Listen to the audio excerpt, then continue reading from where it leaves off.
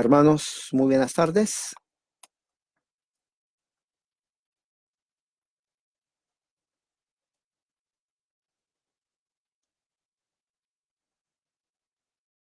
Voy a esperar a que los hermanos se unan a nuestra reunión de cada viernes. El tema de hoy es el segundo viaje del apóstol Pablo. Es un tema muy interesante, muy importante, porque vamos a tratar sobre lo que la Biblia dice referente al apóstol Pablo, sus viajes, especialmente este segundo viaje. Empezamos la semana pasada con el primer viaje. Ahora vamos a seguir con el segundo. Voy a esperar un minuto más para que los hermanos vayan ingresando. Pueden tener la Biblia a la mano. Vamos a usar las escrituras y sacar de ahí exactamente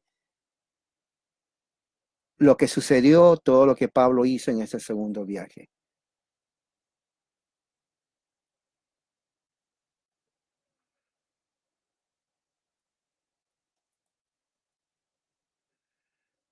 Voy a usar la versión que tengo aquí, como siempre, la versión de las Américas. Tengo la versión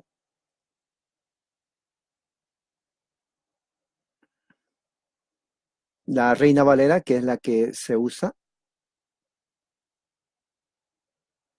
y en la mayoría usan la Reina Valera. Y también la versión internacional, aunque muchos dicen que la versión internacional es del demonio. Yo creo que eso es una acusación fuera de lugar.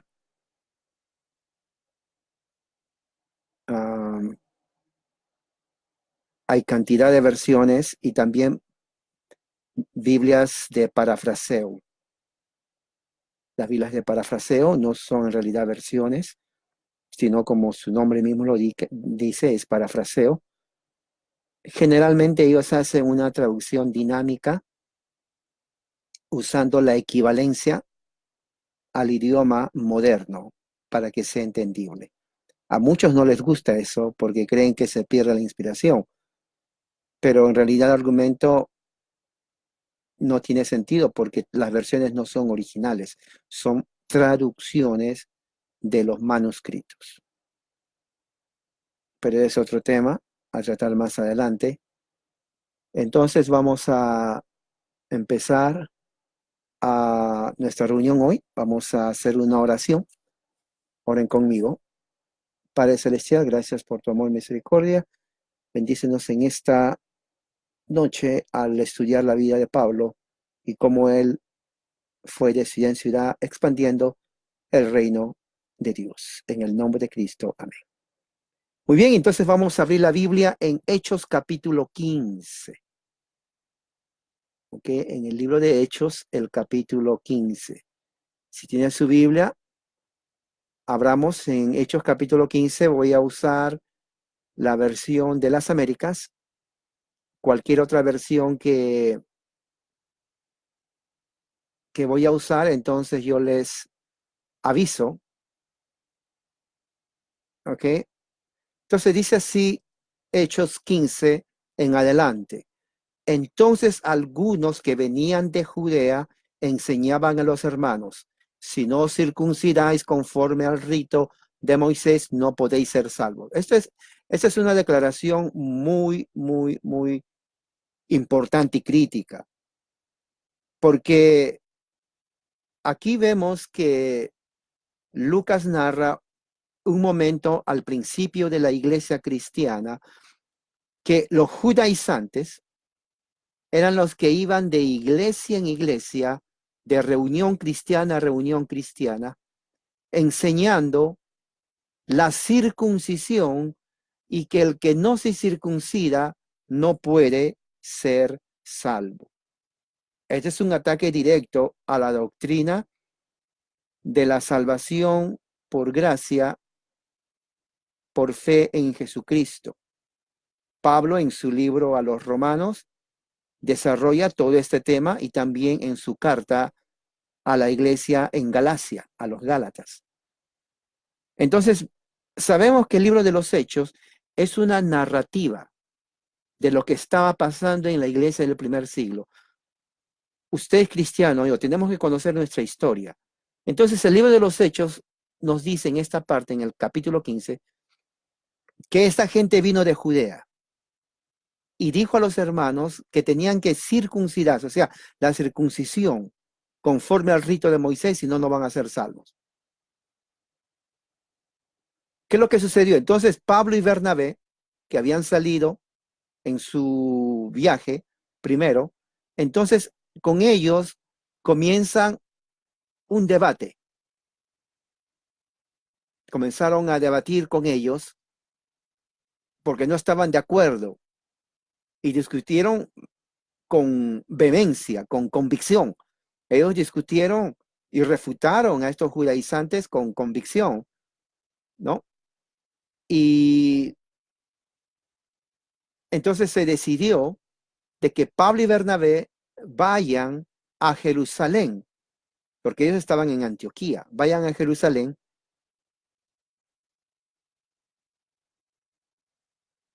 y otros más, para que hablen con los apóstoles que estaban en Jerusalén y con los ancianos sobre este tema. Entonces la cuestión era seria, hermano. Este es el principio de la iglesia cristiana, ¿no? Estos judaizantes dijeron a los cristianos, ustedes tienen que circuncidarse, si no, no pueden ser salvos. Entonces Pablo, Bernabé y otros cristianos suben a Jerusalén para hablar con los demás apóstoles y los ancianos sobre el tema que está sucediendo, el problema que está pasando aquí en la iglesia. Entonces la pregunta es, ¿tienen que guardar la ley? ¿Tienen que circuncidarse? ¿Es el cristiano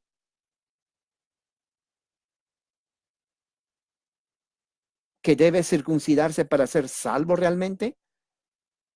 Bueno, entonces esto es lo que va a llevar a lo que va a suceder después. Dice en el versículo 13, ellos pues habiendo sido encaminados por la iglesia, pasaron por Fenicia, Samaria, contando la conversión de los gentiles y causaban gran gozo a los hermanos.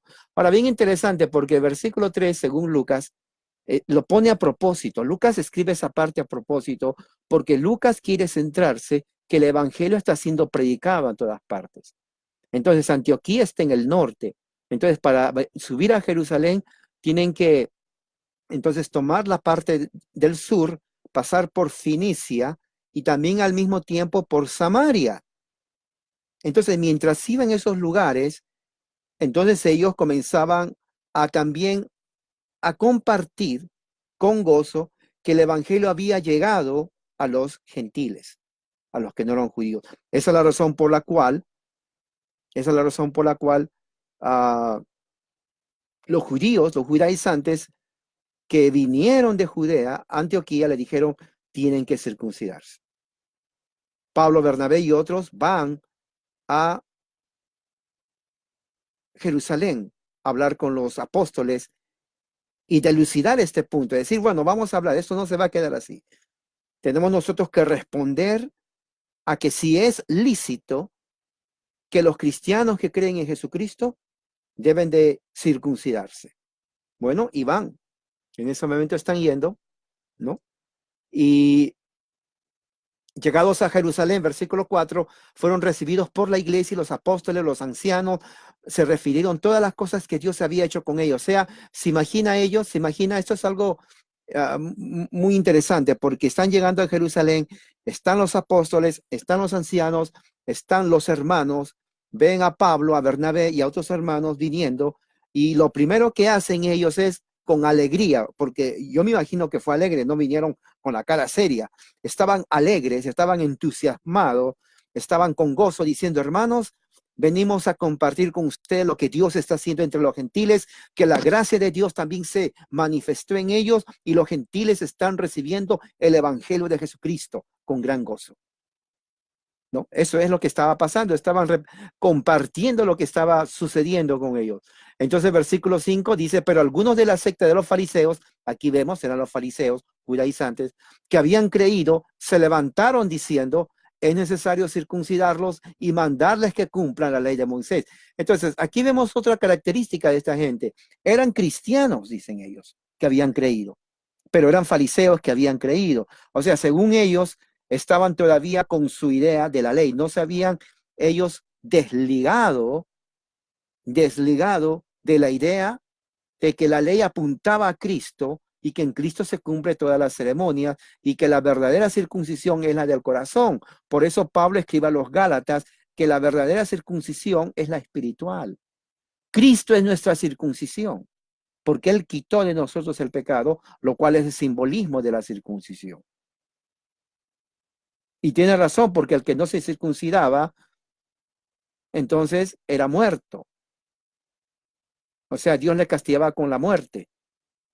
Y si Cristo no circuncida al hombre, el hombre muere en sus delitos y pecados. Entonces se dan cuenta cómo Cristo es la verdadera circuncisión. Entonces, aquí están diciendo en el reporte que los fariseos que habían creído estaban obligando a que guarden la ley. Entonces, versículo 6 dice, se reunieron los apóstoles, los ancianos, para conocer este asunto. Un caso muy importante es que ahí dice la palabra anciano. La palabra anciano. Ahora, bien interesante porque eso significa de que ya había una iglesia establecida en ese momento, ¿no? Ya había una iglesia establecida y ya estaban organizados. Entonces ellos podían, con la autoridad que tenían ellos, hablar acerca de lo que estaba sucediendo. Y vamos a ver aquí, quiero buscar el versículo, capítulo 15. Ok. Porque quiero aquí está. Muy bien, entonces dice los ancianos. La palabra anciano que está en su Biblia es la palabra presbítero. Presbítero. Es un adjetivo. Entonces está hablando ahí que los hombres eran presbíteros. Entonces vemos ahí ya la organización de la iglesia, los apóstoles y los presbíteros. Entonces la organización de la iglesia seguía una organización presbiteriana, ¿no? Entonces muchas me preguntan, hermano, ¿de dónde viene esa palabra? Algunos que no conocen dicen, ¿qué es presbiteriano, hermano? Nunca he oído eso. Es una secta nueva, dicen, ¿no? No, eso está en la Biblia. Ahí está. Los primeros presbiterianos que están ahí. Porque presbiterianismo significa el anciano, ¿no? La persona que está con madurez espiritual, un líder de la iglesia, pero al mismo tiempo la forma de gobierno, la forma de gobierno. Y la forma de gobierno es de un grupo de ancianos. Dentro del evangelicalismo, pentecostalismo, generalmente hay un líder, uno, ¿no? Es el pastor, él grita, ¿no? Evangelista, apóstol, profeta, visionario, es uno, ¿no? Recibe todas las ofrendas, se las pone y él es uno, solamente uno, no acepta a nadie más. Eso no es el modelo bíblico. El modelo bíblico es un cuerpo de ancianos, un grupo de presbíteros que están a cargo de la vida espiritual, la enseñanza de la iglesia. Entonces ahí está, ¿no? Muy importante ese detalle. Y luego, ¿qué dice 7? Después de mucha discusión, Pedro, ahí está Pedro también, Pedro porque era el príncipe de los apóstoles. Cuando se dice príncipe, viene la palabra principal, ¿ok? No muchos creen que príncipe tiene que llevar la corona, no. Príncipe es una derivación de la palabra principal. O sea, Pedro, el principal de los apóstoles, por eso se llama príncipe, el principal de los apóstoles, se levanta porque Jesús lo puso así. Entonces le dice, varones hermanos, nosotros hace algún tiempo Dios escogió a los gentiles que oyesen por mi boca la palabra del evangelio. Ahora, muy importante ahí, porque ahí está hablando que Dios escogió a Pedro para que predique el evangelio a los gentiles. No fue Pablo en ese momento. El primero que predicó el evangelio a los gentiles, muchos dicen, oh, fue Pablo, apóstol de los gentiles. No, eso lo vamos a ver luego. Realmente, desde el punto de vista bíblico histórico, fue el apóstol Pedro quien predicó por primera vez el evangelio a los gentiles, y los gentiles por primera vez escuchan el evangelio de la boca de Pedro. Ahí está, subrayenlo. Por eso es muy importante conocer la Biblia, ¿no? Entonces dice, y Dios que conoce los corazones les dio testimonio dándoles el Espíritu Santo, lo mismo que a nosotros. Claro, porque solamente hay un espíritu, dice Pablo. Por eso en sus cartas Pablo dice, solamente hay un espíritu, ¿no? Ya no hay griego, no hay judío, no hay hombre y mujer, en Cristo solamente hay un cuerpo. Es el mismo espíritu. Y ninguna diferencia hizo entre nosotros y ellos, purificando por la fe sus corazones. Versículo 10. Ahora pues, ¿por qué tentáis a Dios poniendo sobre la cerviz de los discípulos un yugo que ni nosotros hemos podido llevar? Viniendo de un judío como es Pedro, está interpretando él, ¿no?, lo que es la ley. La ley viene a ser un yugo que ni siquiera los padres antes pudieron llevar. Nadie cumplió la ley. Por lo tanto, es imposible que sean salvos por la ley, ¿no? Entonces, toda la multitud cayó, versículo 11 dice, antes creemos que por la gracia del Señor seremos salvos de igual modo a ellos. Eso lo voy a poner aquí porque es importantísimo. Eso lo póngalo en su muro. Somos salvos por gracia, ¿no? Ahí está. Somos salvos por gracia. Ahí está, hermano. No por cumplir los mandatos de la ley. La ley no salva a nadie. Somos salvos por gracia en el Señor Jesucristo, igual que ellos. Entonces, ¿qué quiere decir esto? Esto es un golpe fuerte a aquellos que hoy en día dicen, bueno, tenemos que orar por los judíos de hoy, ¿no? O Israel, el pueblo de Dios, Israel, la niña de los ojos de Dios, y un montón de cosas, banderita, estrella de David, candelabro y el cuerno del cabro.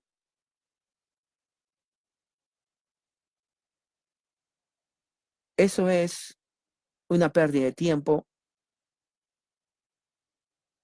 que está al borde de la herejía. Porque ninguna de esas cosas, ni pañuelo, ni estrella de David, ni banderita de Jerusalén, ni nada de esas cosas, da la salvación. Tanto judíos y gentiles son salvos por gracia por la fe en Jesucristo. Es lo que está diciendo Pedro. Ahí está el mensaje. Nadie está inventando nada. Ahí está. Y luego dice, entonces la multitud cayó, versículo 12, oyeron a Bernabé y a Pablo, que contaban cuán grandes señales, maravillas Dios había hecho por medio de ellos a los gentiles. ¿Ok? Entonces aquí viene la segunda confirmación.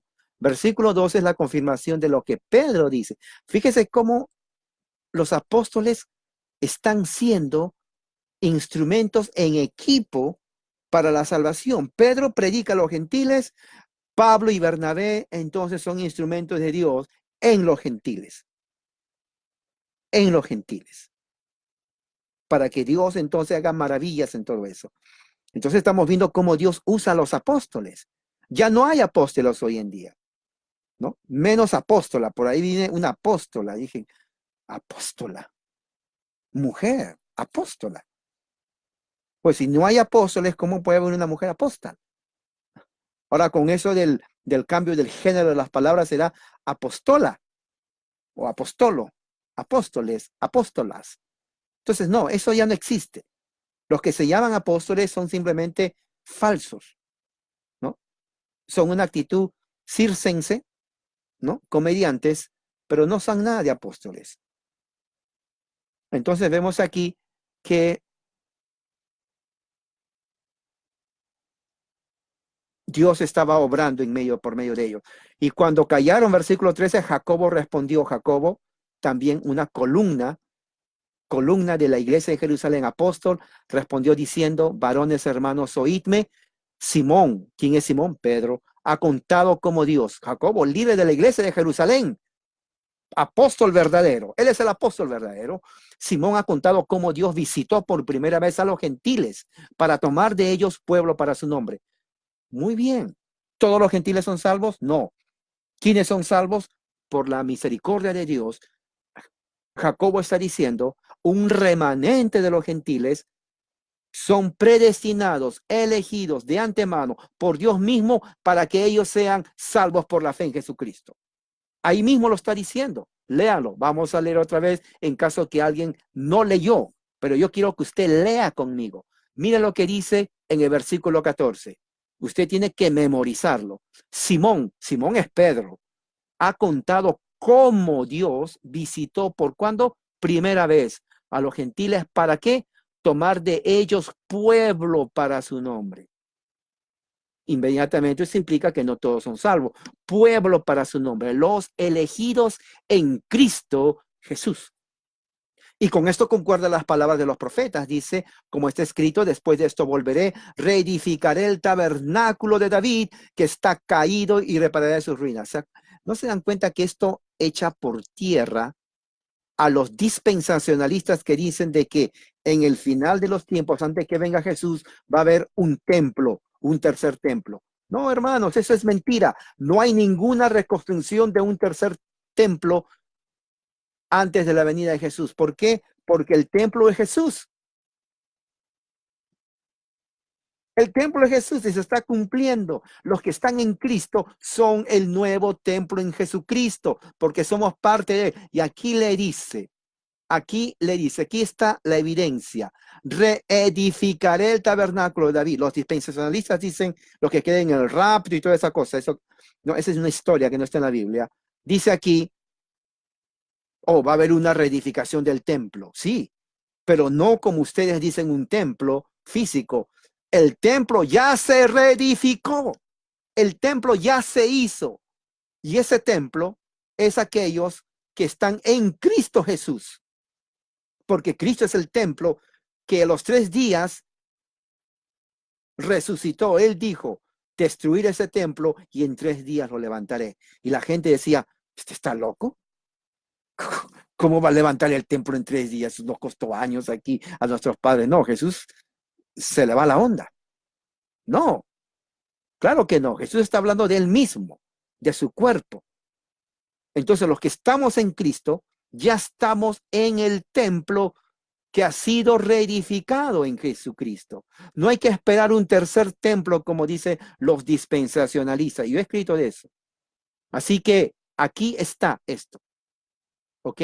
Muy bien. ¿Qué más dice? Para que el resto de los hombres busquen al Señor, los gentiles, sobre los cuales he invocado mi nombre. Dice el Señor que hace conocer todo eso de tiempos antiguos. Hermano, aquí está la evidencia. Aquí está la evidencia inclusive del Antiguo Testamento. Santiago, que es Jacobo, él mismo interpreta esto, que las profecías del Antiguo Testamento se cumplen en Jesucristo. Y es en Cristo Jesús cuando el tabernáculo de David se edifica. Y los que estamos en Cristo somos del tabernáculo. Somos de la iglesia, del mismo pueblo de Dios. Entonces 19 dice, por lo cual yo juzgo que no se inquieta a los gentiles que se convierten a Dios, sino que se les escriba que se aparten, 1, de la contaminación de ídolos, 2, de fornicación y 3, de ahogado y de sangre. Porque Moisés desde tiempos antiguos tiene en cada ciudad quien lo predique en las sinagogas, donde es leído cada día de reposo. ¿Se dan cuenta? Versículo 20 no menciona nada acerca de la circuncisión. No menciona nada acerca de la circuncisión, lo cual de entender que la salvación no es por la ley, sino la salvación es por pura gracia.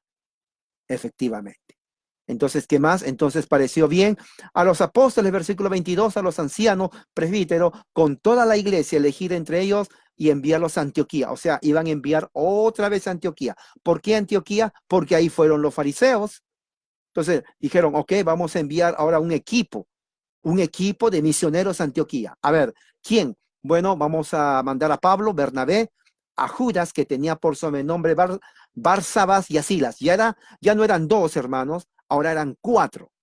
Pablo, Bernabé, Judas, que tenía como por sobrenombre Barsabás, y Silas, varones principales entre los hermanos. ¿Sabe lo que significa principal? Significa que eran líderes de la iglesia. Líderes de la iglesia. Ellos no estaban mandando a un neófito que estaba sentado ahí en las bancas sin hacer nada. No, no, no, no, no. Ellos no estaban mandando eso. Los apóstoles y los ancianos eligen a Pablo, Bernabé, Barsabás y a Silas para que lleven la decisión de los apóstoles a la iglesia que está en Antioquía. Entonces, vamos otra vez hasta Antioquía, ¿no? Y era caminata, hermanos, ¿no? No de hoy en día, ¿no? No que se usaba la micro, el tren, el avión, el carro, a caminar, ¿no? Lo cual hace bien al corazón porque pues todo, la caminata hace bien al sistema circulatorio. Si hubiera estado en ese tiempo también caminando a mí para que me haga bien mi sistema circulatorio, porque es muy físicamente muy positivo eso. Bueno, sigamos ahora con el tema de aquí. 23 dice, y escribí por conducto de ellos los apóstoles, los ancianos y los hermanos, a los hermanos de entre los gentiles que están en Antioquía, Siria y en Cilicia. Salud. Mira, Antioquía, Siria y Cilicia. O sea que habían tres grupos. Por cuanto hemos oído que algunos han salido de nosotros, los cuales no dimos orden, o sea, los apóstoles no mandaron a estos fariseos. Os han inquietado con palabras, perturbando vuestra alma, mandando circuncidar o guardar la ley. Nos ha parecido bien, habiendo llegado a un acuerdo, elegir varones y enviarlos a vosotros con nuestros amados Bernabé y Pablo. Bernabé y Pablo eran muy considerados hermanos que eran amados por la iglesia, ¿no? Algo que ya no hay hoy en día. Hombres que han expuesto su vida por el nombre de nuestro Señor Jesucristo. Eso lo voy a copiar, hermano. No, esto lo voy a copiar, ¿no? No es algo así porque ya no hay eso.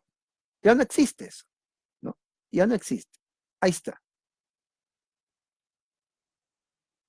26 hombres que han expuesto su vida por el nombre de nuestro Señor Jesucristo. Muy bien. ¿Está hablando de quién? De Pablo y Bernabé. Dice, así que enviamos a Judas, a Silas, los cuales también de palabra os harán saber lo mismo. Entonces se enviaron un grupo de 4. Porque ha parecido bien a quién. Versículo 28. Al Espíritu Santo y a nosotros no imponeros ninguna carga más que estas cosas necesarias.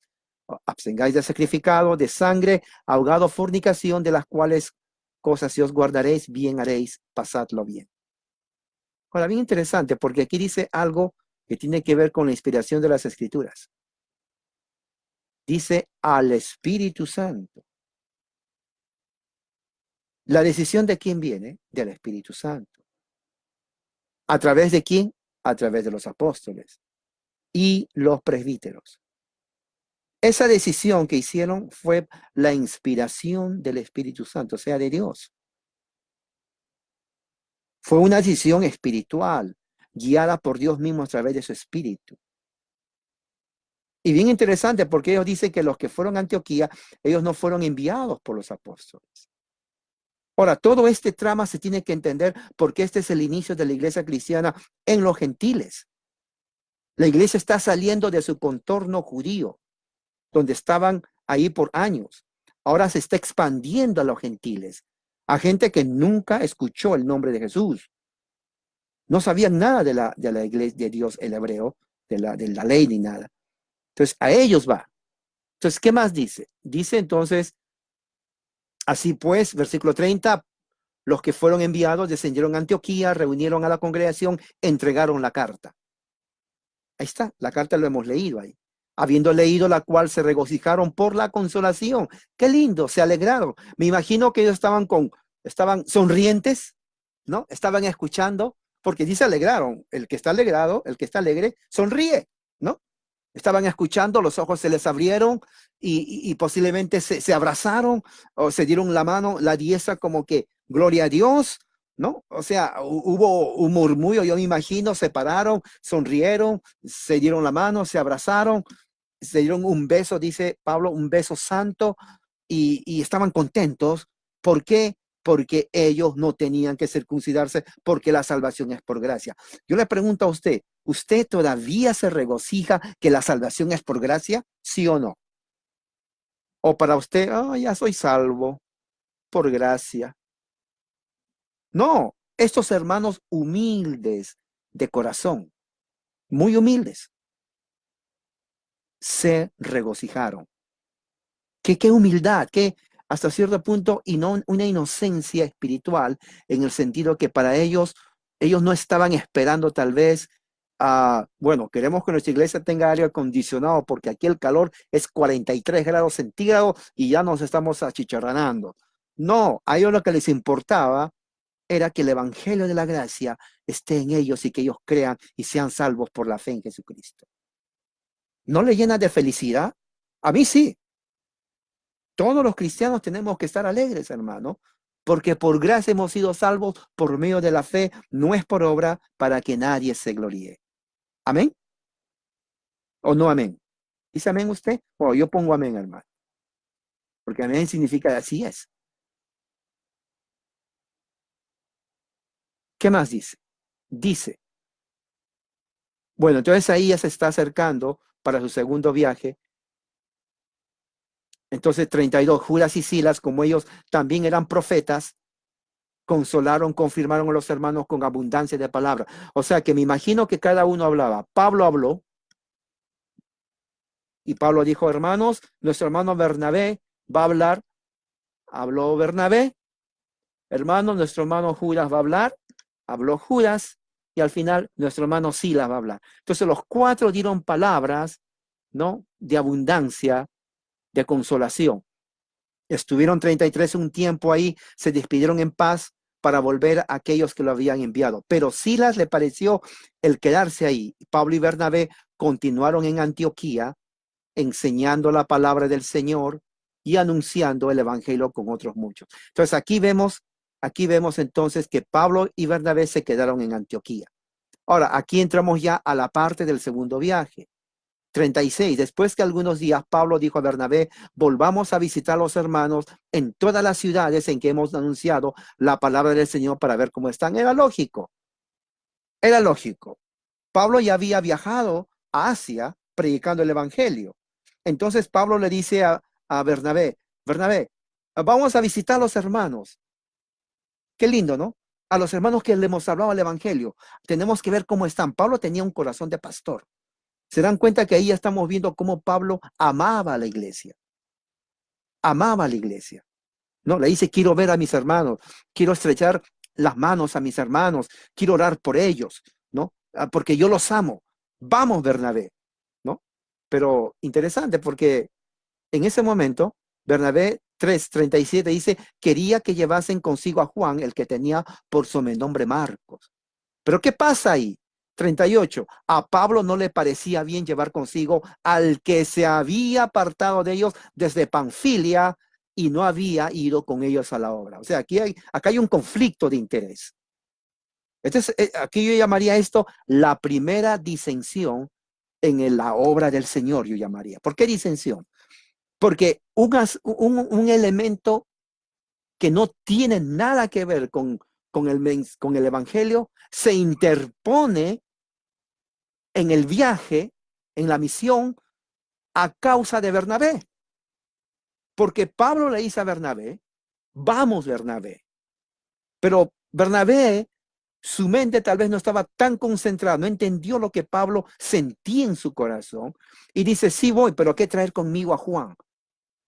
Según el contexto, entonces vemos que Pablo conocía aquí a Juan, por eso que él no quiso que traiga. Le dice, no, porque él nos abandonó.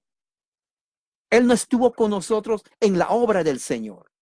O sea, Pablo estaba enojado. Él no aprobó la conducta de Marcos porque no vio un obrero fiel. Él los abandonó en la obra. Entonces 39 dice, hubo un desacuerdo entre ellos. O sea, imagino tal vez que Bernabé tomó lados y en vez de ser fiel compañero de Pablo, Bernabé entonces toma a Marcos y se navega a Chipre. Para mí es una forma rebelde de Bernabé que hizo esto. ¿Sí? Una forma rebelde. Bernabé hasta cierto punto desafió la autoridad de Pablo como apóstol y no le importó que Pablo haya ido inclusive con Bernabé a esas iglesias y prefirió estar con alguien que les había abandonado antes. Y eso sucede hoy en día también. ¿Se imaginan el dolor? Yo sí creo que Pablo sintió dolor en su corazón al ver hasta cierto punto cierta traición y desconsideración, falta de respeto de Bernabé a Pablo. ¿Por qué? Porque decidió ir con alguien que era un desertor, alguien que no tenía convicción, alguien que les había abandonado en la obra. ¿Cómo explican ustedes eso? Y el desacuerdo era fuerte, pero Pablo, que tenía la convicción, no era un hombre pusilánime.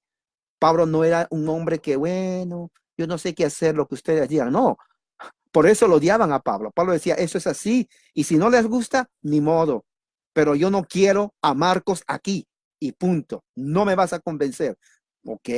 Entonces Bernabé prefirió irse con alguien que les abandonó. ¿Qué creen ustedes? ¿Ustedes creen que hizo bien? No, claro que no. Claro que no. Entonces, ese problema personal es lo que malogra la obra de Dios. Problemas personales. Y es un problema personal irrelevante que se convirtió tal vez relevante. ¿Por qué irrelevante? Porque Juan era un desertor, era una persona que había abandonado, no tenía convicción. Bernabé no tuvo que estar con Juan.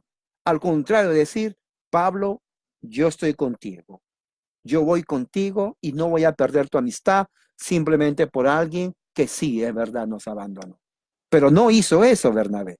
Bernabé, en forma así rebelde, agarró a Juan y se fue a Chipre. Qué feo. Qué feo. Ahí está en la Biblia, hermano. Mala decisión de este Bernabé. ¿Y qué dice el versículo 40? Pablo, escogiendo a Silas, salió encomendado. Silas también era un profeta. Salió encomendado por los hermanos a la gracia del Señor. Ahora, fíjense, hay un detalle que aquí ustedes tienen que ver. Hay un detalle, y lo voy a poner aquí. A ver, ¿quién se da cuenta? ¿Cuál es la diferencia entre las dos comisiones? No tiene que escribir, nomás ponga uno. ¿Cuál es la diferencia? Una palabra que diferencia del versículo 39 y del versículo 40. ¿Ya se dieron cuenta? Bueno, yo les voy a decir. En el versículo 39, los hermanos no encomiendan a Bernabé y a Marcos, solamente a Pablo y a Silas. Bernabé se portó mal ante la iglesia. Los hermanos vieron con desagrado. Ellos desaprobaron la actitud de Bernabé, porque ellos esperaban que Bernabé diga, sí, yo estoy con Pablo y Marcos, lo siento, tú nos abandonaste, no puedo ir contigo. Pero no, él quiso hacer su propia voluntad, su propio viaje misionero. Y no dice que fueron encomendados. Sin embargo, en el versículo 40 vemos que Pablo y Silas salieron y fueron encomendados por los hermanos a la gracia del Señor. A la gracia, esa es la diferencia, hermano. Y esto sucede hoy en día. Muchos ministerios que hombres crean, inventan, pero que no tienen la autorización ni la autoridad de Dios para hacer esas cosas. Bernabé y Juan fueron el primer ejemplo de hacer una obra misionera sin la autorización del Señor. ¿Se da cuenta, hermano? Pero sin embargo, Silas y Pablo sí fueron encomendados por los apóstoles para que hagan a la gracia de Dios y vayan. Versículo 16. Ahora sí, aquí vamos. ¿Qué dice el versículo 16? Dice,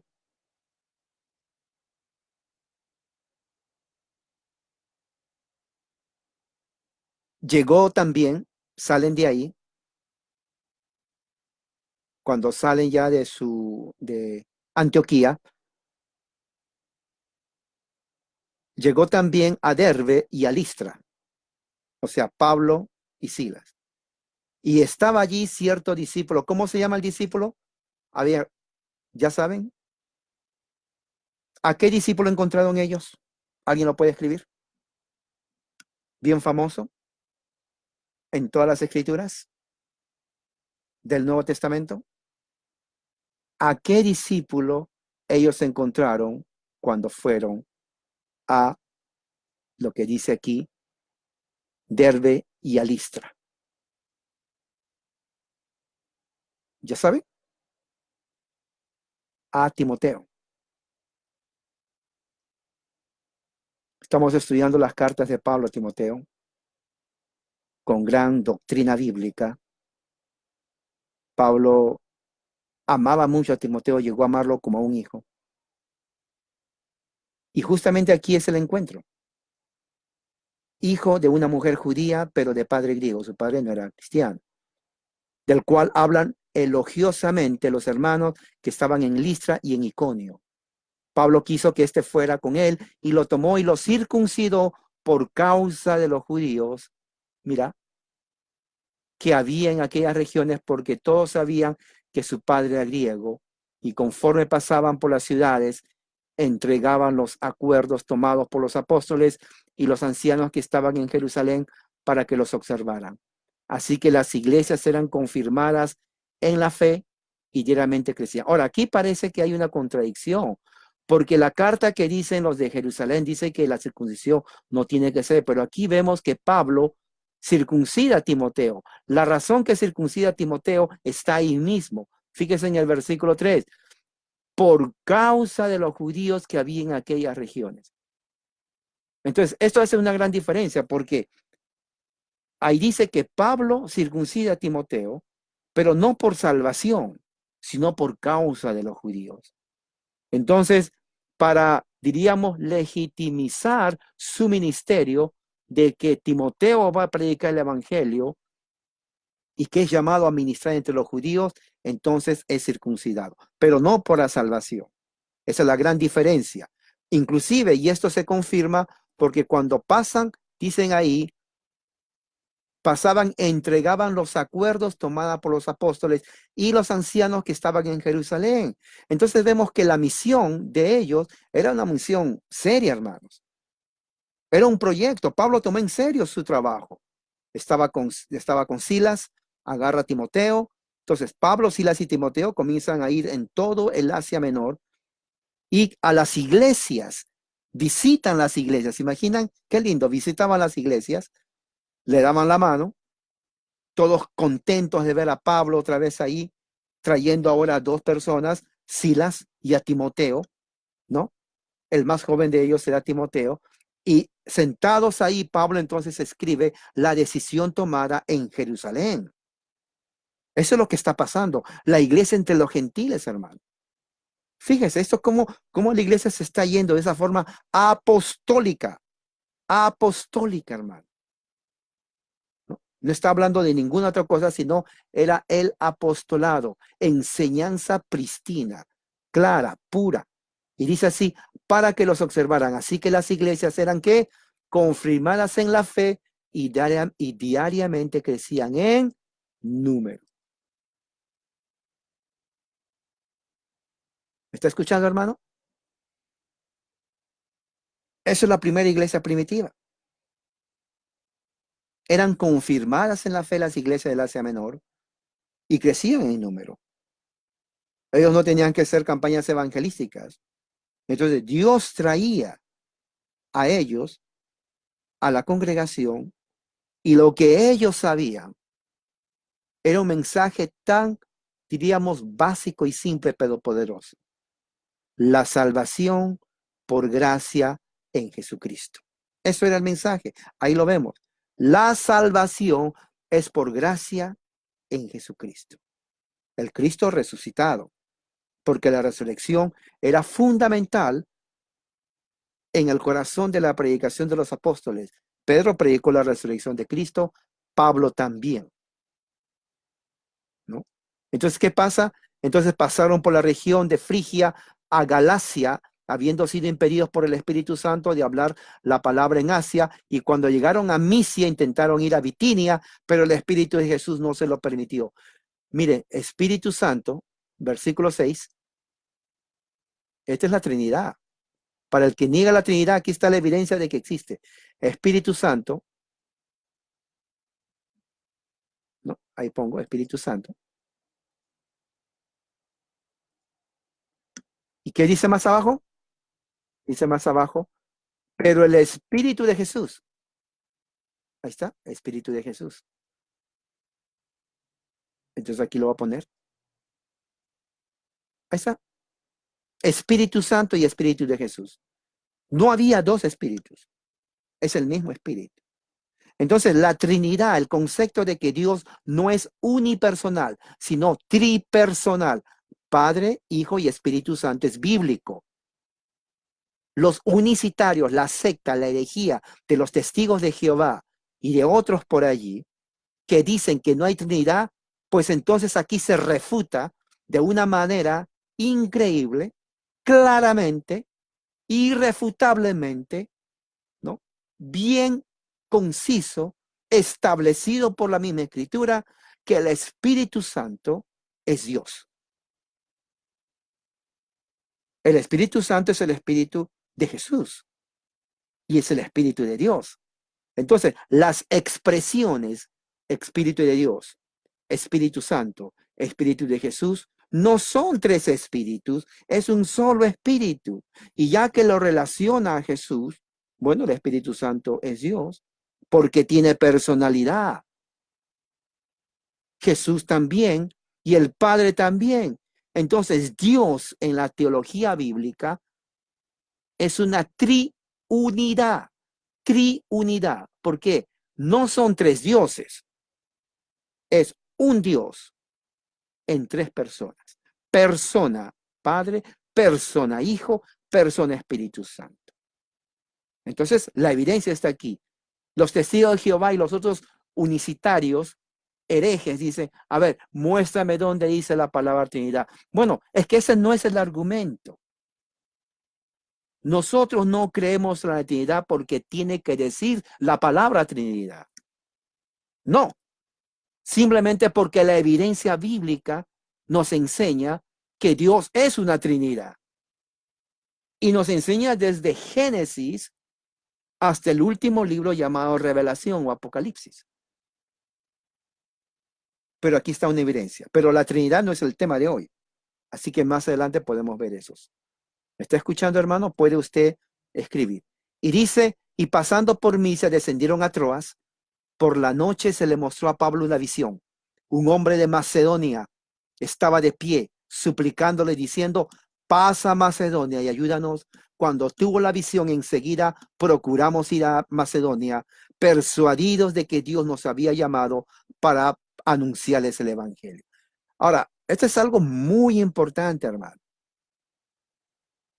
Gran diferencia con los grupos ministeriales de misiones hoy en día de tipo estadounidense, ¿no? Hay mucho ministerio estadounidense, americano, English, yankee, ¿no? Levanta ministerios por ahí, por acá, nos vamos a ir a África, nos vamos a ir a Jamaica, nos vamos a ir a Haití, nos vamos a ir con los musulmanes porque Dios nos ha llamado. Un momentito. La pregunta es, ¿cuán legítimos son esos ministerios que se levantan y cómo saben que Dios quiere que vayan allá? Oh, yo tengo que ir a Haití porque ahí están, ahí la gente está bien endemoniada y son más pobres que un pobre y tenemos que predicarles. ¿Quién le manda? ¿Quién le manda? Fíjese lo que dice en el versículo 7. Cuando llegaron a Misia, intentaron ir a Bitinia. ¿Y qué pasó? ¿Qué pasó? Versículo 7. Léalo, hermano. ¿Qué pasó cuando intentaron ir a Bitinia? ¿Ya lo leyó? su fe cristiana tiene que edificarse, hermano. ¿Ya lo leyó? Dice, el Espíritu de Jesús no se lo permitió. Un momento, pero, pero se está contradiciendo Jesús. Él dijo, vayan por todo el mundo y predicar el evangelio, y ahora Él no quiere que vayamos a predicar. Entonces, por favor, Jesús, o vamos o no vamos. Tú dices que vayamos y ahora dices no vayan. ¿Qué es lo que pasa? ¿Qué es lo que sucede aquí? Te estás contradiciendo. Este detalle es muy importante, hermano, porque el punto principal para saber esto está más abajo. Mira lo que dice ahí. Y pasando por Misia, descendieron a Troas. Por la noche se le mostró a Pablo una visión. He ahí la diferencia. ¿Por qué? Porque la diferencia está en que en el versículo dice intentaron. O sea, el deseo de ellos era ir allá. De ellos. De ellos. Pero más abajo es el deseo de Dios. Entonces vemos aquí el deseo humano versus el deseo de Dios. ¿Cuál se va a cumplir? Dígame, contésteme usted. Ahí es que tiene que haber una correspondencia. Puede escribir allí, porque yo quiero estar seguro que usted me está siguiendo esto, porque es para el beneficio de usted. Porque tiene que crecer en la gracia y conocimiento de Dios. La diferencia está en que en el primero es el deseo humano. Pablo, tal vez con buena fe, con buena intención, dijo, tenemos que ir ahí a predicar. Pero el Espíritu Santo dijo, no, un momento, no quiero que vayas ahí. Ese no es el plan de Dios, ese es el punto. El plan es que vayas a Macedonia. Fíjese, ahí se cumplen nuestros planes, nuestros pensamientos no son los pensamientos de Dios. Y dice, por la noche se le mostró, bueno, ya vimos eso. Entonces, 10, cuando tuvo la visión, enseguida procuramos ir a Macedonia, persuadidos de que Dios nos había llamado para anunciarles el evangelio. Ahora, interesante, porque el que se les presenta, dice aquí, un hombre de Macedonia, y ellos interpretan que fue Dios. La Trinidad. Primero, el Espíritu Santo. Luego, el Espíritu de Jesús, y ahora es Dios. Ahora, yo le pregunto a usted, ¿cómo se llama eso? Respóndame, escriba ahí. ¿Cómo se llama eso? Espíritu Santo, Espíritu de Jesús y Dios. La Trinidad, hermano. Entonces, la Trinidad no es invención del cura, dicen del papado. No, eso es mentira, hermano. Antes de ser cristiano, yo estudié con los testigos, mal testigo de Jehová por muchos años. Conozco su historia y teología de los testigos. No me pueden enseñar a mí, alguien o un mesiánico falso, que dice la Trinidad fue inventada por la Iglesia Católica. No, claro que no. La Trinidad aquí está en las Escrituras. Y está en la evidencia misma de que hay un Padre, Hijo, Espíritu Santo, Dios. Eso es la cuestión bíblica. No lo inventó el Papa Luis V, Juan XXIII, no, nada de eso. Está en la Biblia. Está en la Biblia. Pablo siempre usa eso. ¿Y qué pasa? Y luego, partiendo de Troas, se van a Samotracia y al día siguiente a Neápolis. Uy, ya están en Asia Menor, hermano. Ya están en Asia Menor. Troas se van a Samotracia y Neápolis. Y de ahí se van a Filipos. Se van, a ver, 1, 2, a 3 ciudades. Samotracia, Neápolis y Filipos. Ahí está, las ciudades. Rápido. Pablo no dijo, a ver, ¿cómo vamos a ir? No, inmediatamente. Dicen Samotracia, Neápolis y Filipos. Una ciudad principal de la provincia de Macedonia. Claro, hermano. Carta a los filipenses. La iglesia en Filipos era una iglesia principal. Era colonia romana. ¿Qué significa colonia romana? Que los romanos no solamente era la colonia de ellos, pero tenían interés político y económico en Filipos. Era una ciudad importantísima, Filipos. No era cualquier ciudad. No era cualquier ciudad, hermano. Era una ciudad cosmopolita cuando fueron a Filipos. O sea, Pablo está entrando a una ciudad principal. ¿Y qué pasa ahí? Eso ya es su segundo viaje, ¿no? Y dice, el día de reposo salimos fuera a la puerta de un río, pensábamos que habría un lugar de oración, nos sentamos, comenzamos a hablar de las mujeres a hablar a las mujeres que se habían reunido, y estaba escuchando cierta mujer llamada Lidia de la ciudad de Tiatira, vendedora de telas de púrpura. O sea, esta mujer era una empresaria. Sí, Lidia era una empresaria, una mujer de negocios, ¿no? Una mujer próspera económicamente, una mujer que no tenía necesidad financiera. Y estaba escuchando el evangelio que estaba predicando Pablo. Entonces, mientras estaba predicando, ella adoraba a Dios, el Señor abrió su corazón para que recibiera lo que Pablo decía.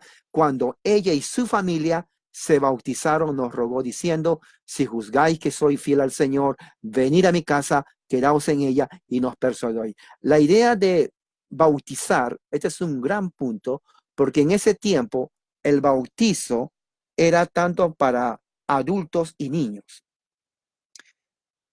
La idea de que el bautismo solamente, exclusivamente es para el que cree, no es bíblica.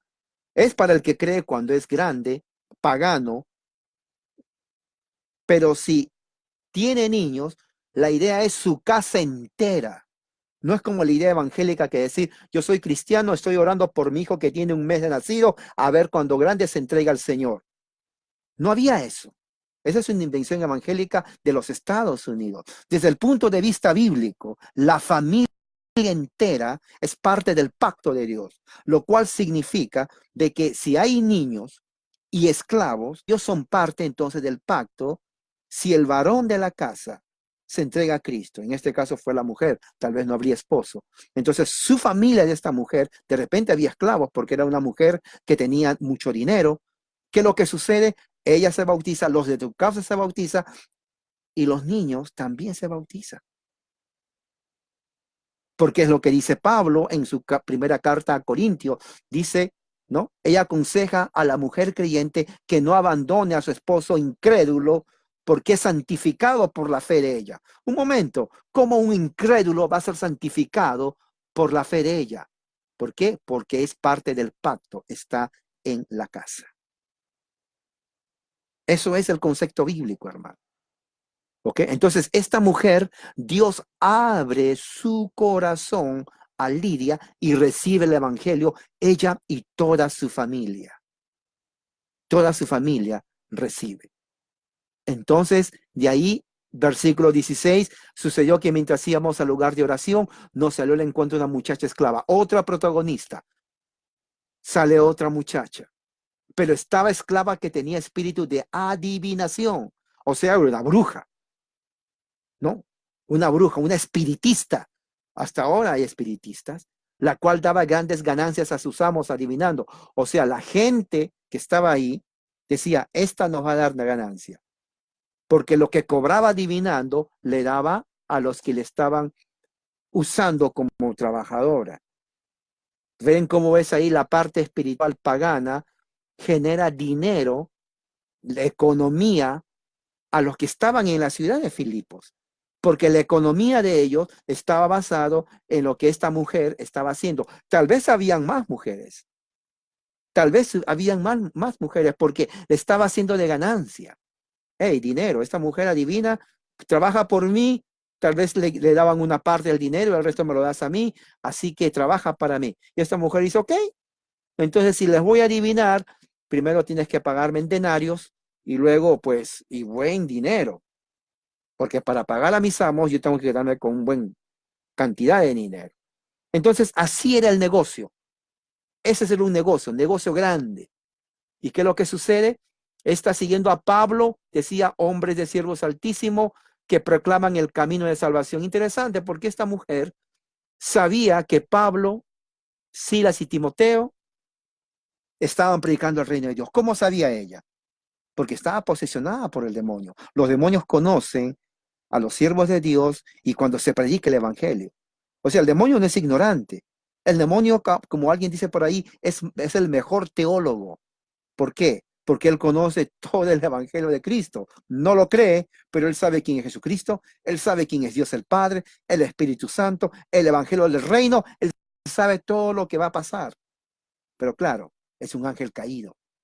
Es un caído. Ese de espíritu estaba posesionado por esta mujer, en esta mujer.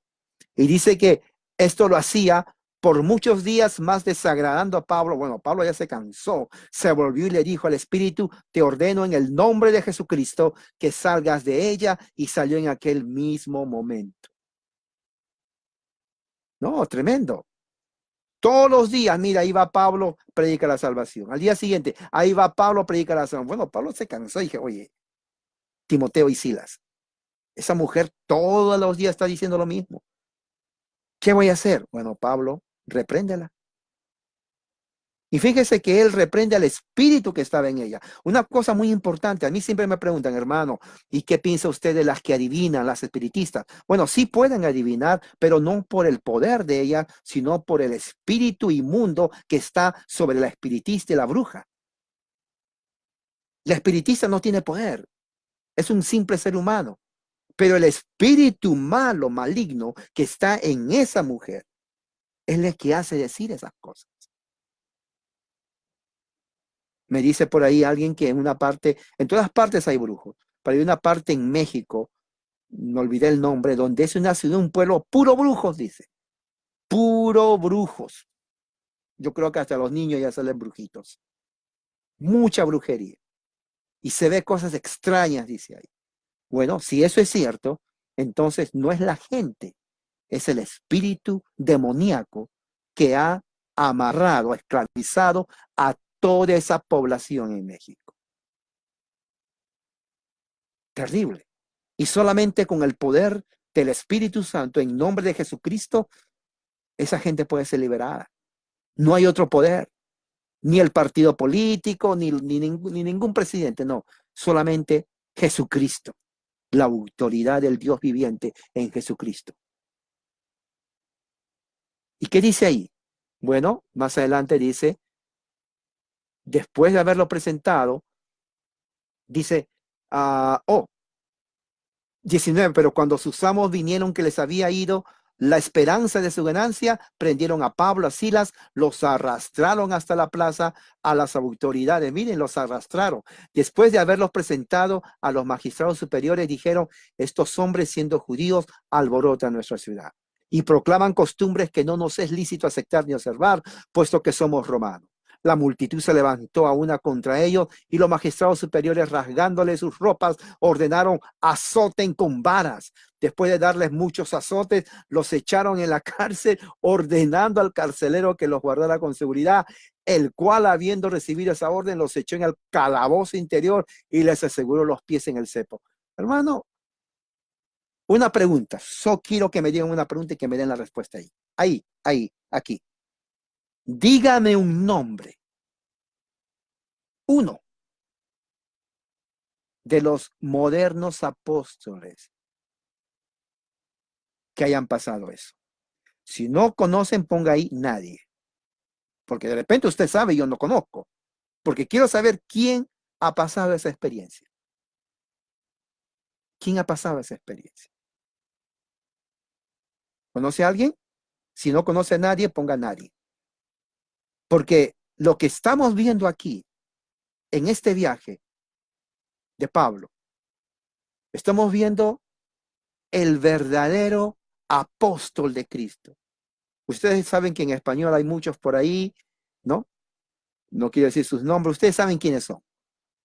Tienen mansiones, hablan en televisión, hacen payasadas, toman el nombre de Dios en vano Y eso es serio, porque ya su juicio está sobre ellos. Se visten la mejor ropa, zapatos tal vez de $5,000, los mejores hoteles. Si yo me pregunto y digo, un momento, ¿y qué pasó con Pablo? ¿Por qué a Pablo no le dieron una túnica, diríamos, con diamantes, piedras preciosas? Lo arrastraron, los golpearon, los echaron al calabozo y encima le ponen grillos en las patas. ¿Cómo entiende usted eso, hermano? Honestamente, ¿cómo entiende usted eso? Dios los llama, son encomendados por el presbiterio, salen a visitar, a ir a la iglesia a predicar, sacan demonios, el poder de Dios es ahí. Y cómo la cultura de ellos, este es un aspecto cultural, decían, va en contra de nuestras costumbres. Ahora, yo le digo una cosa, hay mucha desinformación y realmente entre cristianos es deplorable. Porque uno dice, oh, yo defiendo a mi país, o mi nación. No, yo no defiendo a mi país. Yo nací en Perú. Porque muchas de las costumbres que hay aquí, tradiciones milenarias, son anticristianas al punto de ser idólatras, paganismo puro. ¿Cómo yo me voy a sentir como cristiano que soy? Decir, bueno, como yo nací ahí, esto es bonito. Ellos son idólatras, paganos, rechazan a Cristo. Entonces Pablo se encontró en Filipos con una cultura, ellos mismos dicen, esta es nuestra cultura, esta es nuestra tradición, y estos vienen aquí y nos sacan la fuente de nuestra ganancia. Fíjese, en vez que ellos digan, gloria a Dios, salió el demonio, no, ellos querían tener el demonio en su cultura, hermano.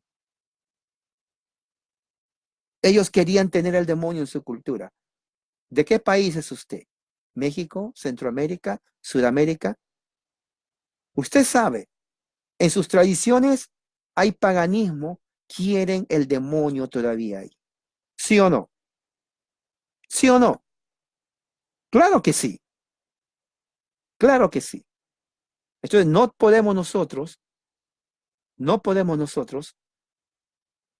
decir simplemente, bueno, que, claro, hay elementos en una cultura que no es paganismo, digamos, la comida, la forma de vestir, hasta cierto punto también eso.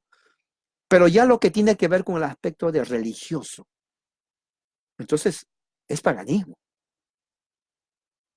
En toda Sudamérica la cultura tiene su paganismo. Danzas, ¿no? En Perú, por ejemplo, en junio ya pasó, hacen la danza del sol. Y eso es milenario de los incas. Sí, yo pensaba, yo que siendo peruano no creía, pensaba que era broma. No es broma. Los descendientes de ellos sacrifican al sol. Yo me quedé sorprendido, dije, wow, lo hacen hasta ahora. Eso es paganismo. Esa es idolatría. Eso es lo que sucedió con Pablo.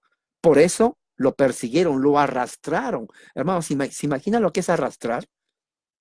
Créame, ahí no dice, pero es ilógico el no pensar que el cuerpo de Pablo estaba intacto. El cuerpo de Pablo y la golpiza que le dieron estaba con moretones, estaba con heridas, tal vez la piel de las piernas, o tal vez le rompieron la cabeza. Estaba sangrando ese hombre.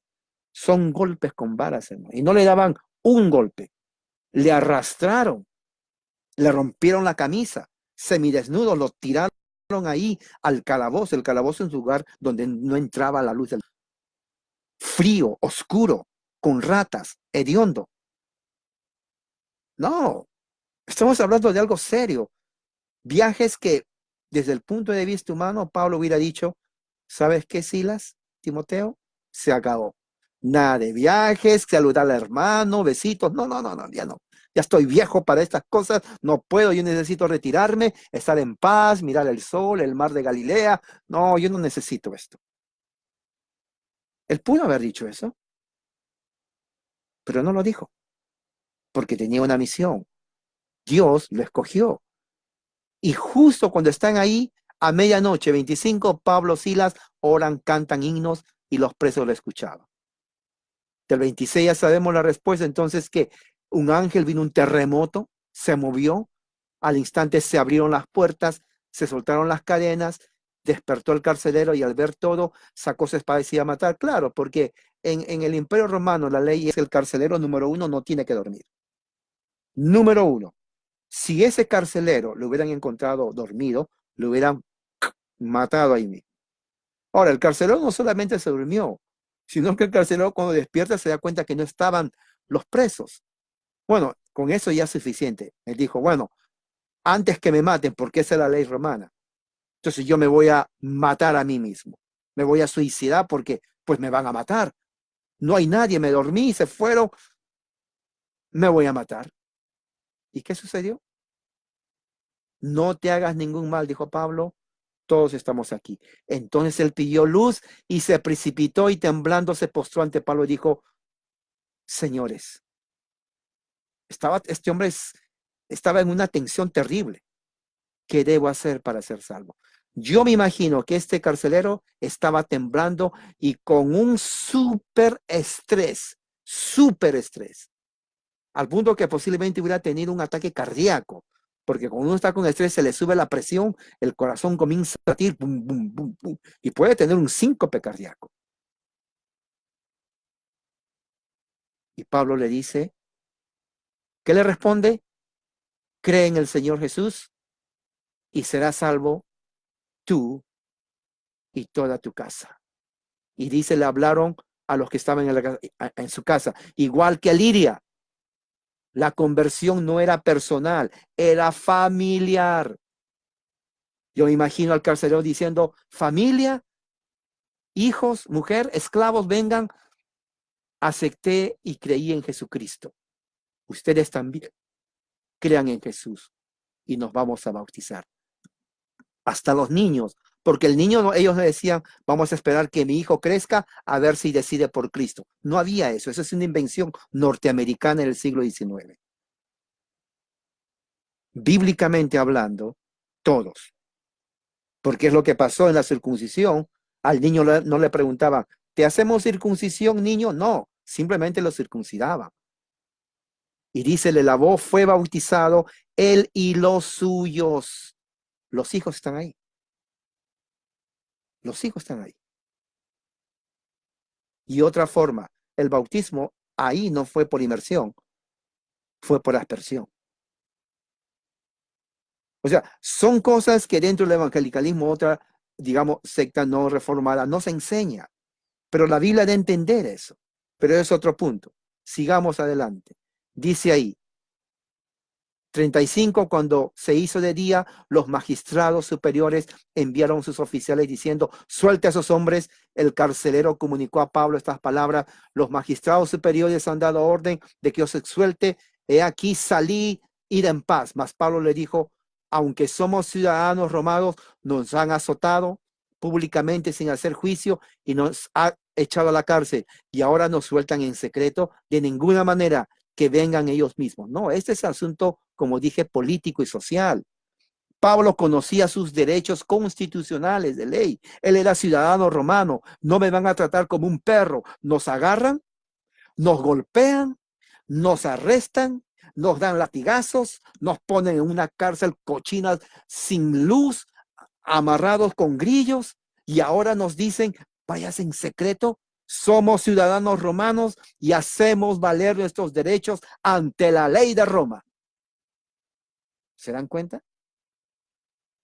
¿Se dan cuenta que ahí Pablo está usando el movimiento cívico, legal, político de su tiempo? Yo soy ciudadano romano. No me van a tratar como al que alquila el perro.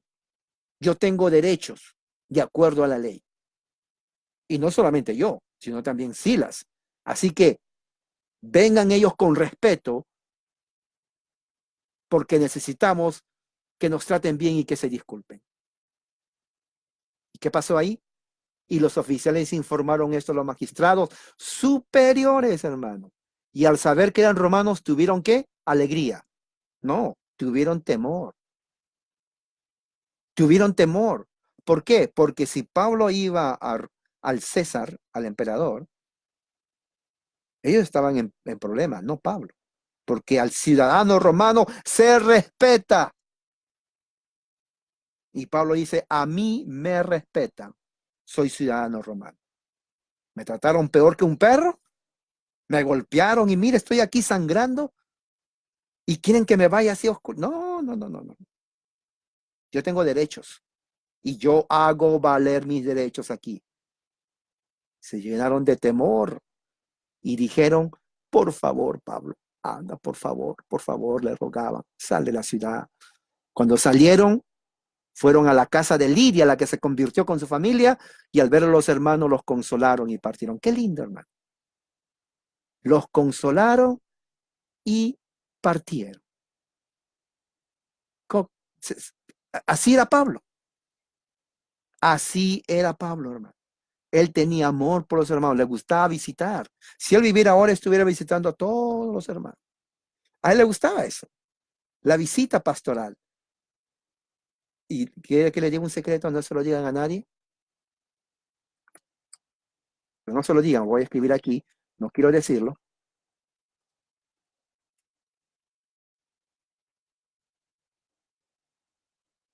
¿Ya vieron? Ya no hay pastores que visitan.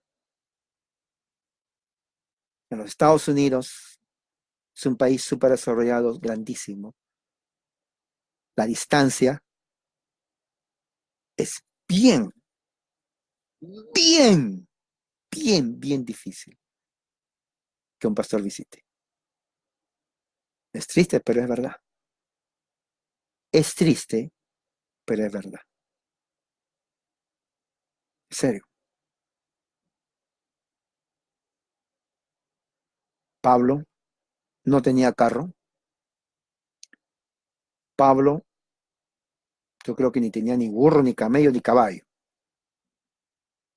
Solamente sus sandalias y una túnica de mala calidad, usada por el calor, rota, sangrentada por todos los arrases que le hicieron, golpes y amenazas. Físicamente no es el predicador que usted ve en la televisión. Nada corbatas de seda de $500, calcetines de $200, ropa interior de $300, no, nada de eso. Un simple hombre, enfermo, débil, golpeado, despreciado, y aún así se daba el lujo de visitar a los hermanos. Vamos a terminar ahí. Vamos a proseguir la semana que viene en el nombre de Jesús. Oremos. Padre Celestial, gracias por tu amor y misericordia, y que esta noche, Señor, la vida de Pablo nos haya inspirado y ver lo que somos como cristianos y evaluar dónde estamos nosotros situados en el reino de Dios. Nuestras vidas, acciones, pensamientos, decisiones. En el nombre de Jesús. Amén. Hermano, que la gracia y la paz sea con todos ustedes allí donde están, en sus hogares y trabajo. Amén.